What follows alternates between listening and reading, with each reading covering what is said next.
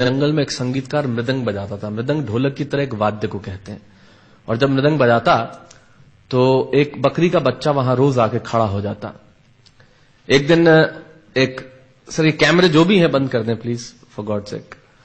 बकरी का बच्चा वहां खड़ा हो जाता आके, तो मृदंग जो बजाता था संगीतकार, उसने उस मेमने से एक दिन पूछ लिया कि यार तुझे क्या मेरा सुर, मेरी ताल, मेरी लय बहुत अच्छी लगती है जो तू रोज यहां चला आता है।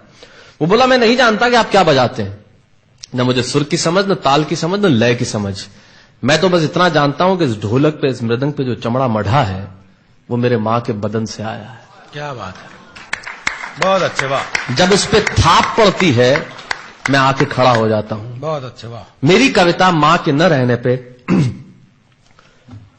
भीतर से पड़ी हुई थाप की कविता है, तब सुनाना चाहता हूं। इस कविता में अगर आपके आंसू बाहर की दुनिया की यात्रा करना चाहे तो रोकिएगा मत। अगर आपको ठीक लगे, जैसा कहता हूं जब मां नहीं होती तब जिंदगी क्या होती है। एक मुनव्वर राणा साहब का शेर उधार लेता हूं कि किसी के हिस्से में मकान आया, किसी के हिस्से में दुकान आई, मैं सबसे छोटा था, मेरे हिस्से में मां आई। क्या बात है, वाह वाह, बहुत अच्छा। तब कहता हूं कि कल जब उठकर काम पर जा रहा था तो अचानक लगा कि कोई रोक लेगा मुझे।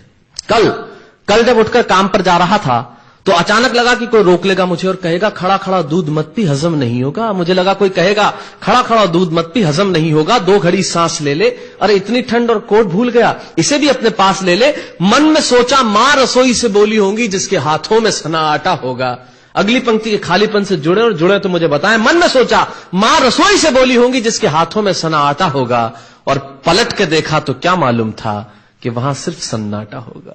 पलट के देखा तो क्या मालूम था कि वहां सिर्फ सन्नाटा होगा। अरे अब हवाएं ही तो बात करती हैं मुझसे। जब कोई नहीं होता तब अंतरिक्ष बात करता है, निर्वात बात करता है, वैक्यूम बात करता है। तब कहता हूं अरे अब हवाएं ही तो बात करती है मुझसे। लगता है जब जाऊंगा किसी खास काम से तो कोई कहेगा दही शक्कर खा ले बेटा, अच्छा शगुन होता है। कोई कहेगा गुड़ खा ले बेटा, अच्छा शगुन होता है।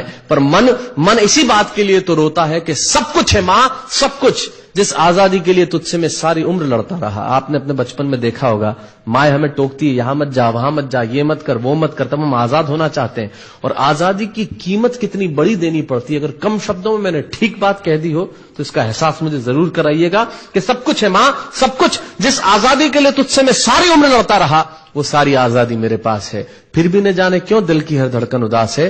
कहता था ना तुझसे मैं वही करूंगा जो मेरे जी में आएगा, और आज मैं वही सब कुछ करता हूं जो मेरे जी में आता है। बात यह नहीं है कि मैं जो चाहूं कर लूं, मुझे कोई रोकने वाला नहीं है। बात है तो इतनी सी कि सुबह देर से उठूं ना तो कोई टोकने वाला नहीं है। बहुत अच्छे, वाह वाह, बहुत अच्छे, वाह वाह वाह वाह। बात है तो इतनी सी कि सुबह देर से उठूं ना तो कोई टोकने वाला नहीं है। रात को देर से लौटूं तो कौन नाराज होगा भला, कौन कहेगा बार बार कि अब कहां चला। आप ही के जिंदगी के कुछ दृश्य चुराता हूं और आप ही को सौंपता हूं। रात को देर से लौटूं तो कौन नाराज होगा भला, कौन कहेगा बार बार कि अब कहां चला। दोस्तों के साथ घूमने पर उल्हाने कौन देगा, मेरे वो तमाम झूठे बहाने कौन देगा। सच कहा साहब, गम की चोटें जख्मों पे फौलाद से ज्यादा क्या होगी, और मां की दौलत दुनिया में औलाद से ज्यादा क्या होगी। तब कहना चाहता हूं कि रात को देर से लौटूं तो कौन नाराज होगा भला, कौन कहेगा बार बार कि अब कहां चला। दोस्तों के साथ घूमने पर उल्हाने कौन देगा, मेरे वो तमाम झूठे बहाने कौन देगा।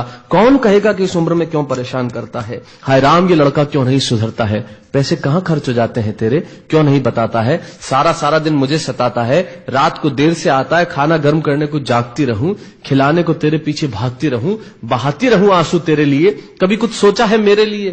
खैर मेरा तो क्या होना है और क्या हुआ है, इस बुढ़िया का तो क्या होना है और क्या हुआ है। तू खुश रह लेना यही दुआ है, और आज तमाम खुशियां ही खुशियां। जीवन में जो सर्वश्रेष्ठ एक पंक्ति जो ईश्वर ने मुझे सौंपी वो मैं आपको सौंपता हूं।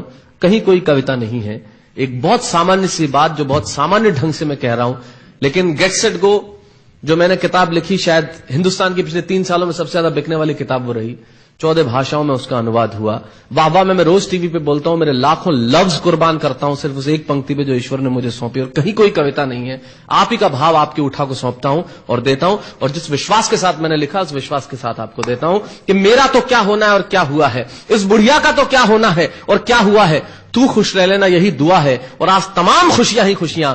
गम ये नहीं है कि कोई ये सब खुशियां बांटने वाला होता, पर कोई तो होता जो गलतियों पे डांटने वाला होता। बहुत अच्छे, वाह वाह वाह वाह, बहुत अच्छे, वाह। गम ये नहीं है कि कोई ये सब खुशियां बांटने वाला होता, पर कोई तो होता जो गलतियों पे डांटने वाला होता। और अंतिम पंक्तियां देता हूं कि तू होती ना तो हाथ फेरती, कभी सर पर या हल्के से बाम लगाती, आवाजें दे देकर सुबह उठाती, दिवाली पे टीका लगाकर रुपए देती और कहती बड़ों के पांव छूना, आशीर्वाद मिलेगा, कपड़े मत फाड़ना, अगला कपड़ा अगली दिवाली को सिलेगा। बहन को सताता तो तू चांटे मारती, बीमार पड़ता तो रो रो के नजरें उतारती, परीक्षा से आते ही खाना खिलाती, पिता की डांट का डर दिखाती, फिर पिता की डांट से तू ही बचाती। इसे नौकरी मिल जाए, ये तरक्की करे, दुआओं में हाथ उठाती और तरक्की के लिए वतन छोड़ देगा। ये सुन के दरवाजे के पीछे चुपके चुपके आंसू बहाती। सब कुछ है मां, सब कुछ, आज तरक्की की हर रेखा तेरे बेटों को छू के जाती है, पर मां हमें तेरी बहुत याद आती है। बहुत अच्छा।